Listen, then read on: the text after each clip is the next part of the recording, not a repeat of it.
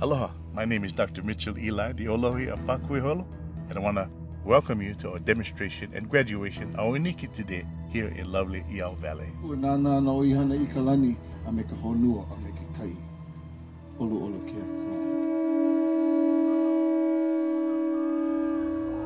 In every indigenous culture, especially Polynesian, they have warriors. They're about warriors. But in the warrior class, there are these warriors that were considered the best. And they're the ones that really protect the culture. And they're called Lua in Hawaiian. Lua means duality. Lua means the pit of knowledge. Lua also means companion, not to walk alone, to walk with your ancestors, to walk with the warriors of the past. They were the bodyguards of the chiefs. They were the protectors. Even when a chief was out of control, they would call in the Lua warriors to kind of straighten things out. And just about every Polynesian culture has these spiritual warriors. Some Hawaiian people have been training Lua, a very secret, sacred training. Once a year, they hold something open for the public. The class have just gone through 3 weekends of grueling training in culture, physical fitness, hand-to-hand warrior combat, weapons, and as part of their graduation, their families and invited guests are allowed to come and see what they have been involved in. We started to look for somebody that we thought might know the art, and they had a lot of closed doors. They said the art was dead, nobody knew what they're doing, and nobody was able to teach it.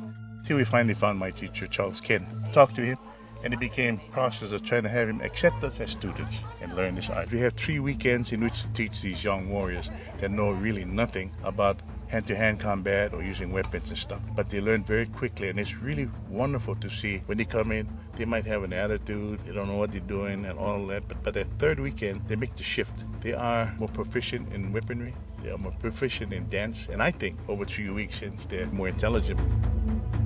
I graduated 2 years ago under the Olohe Po'okela, Eli.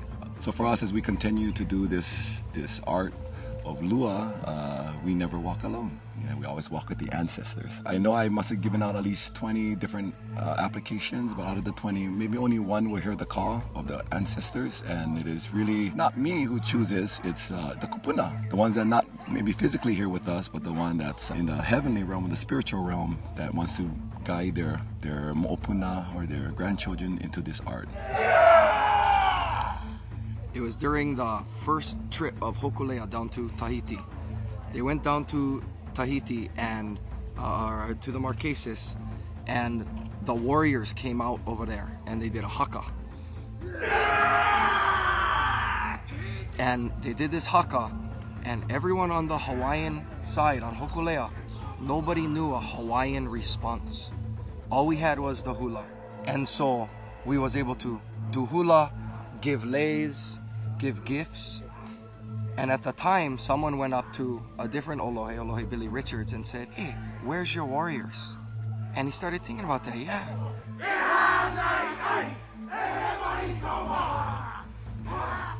And out of that, now the art of Lua and many other things started this resurgence of it. And so now when we go anywhere, we know we get our warriors.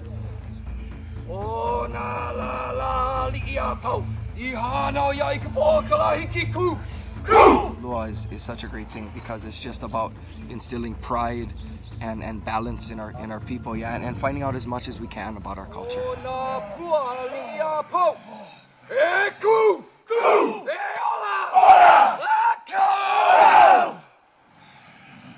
Kaniko, palalo hala liao, maki ole kolo pūpū.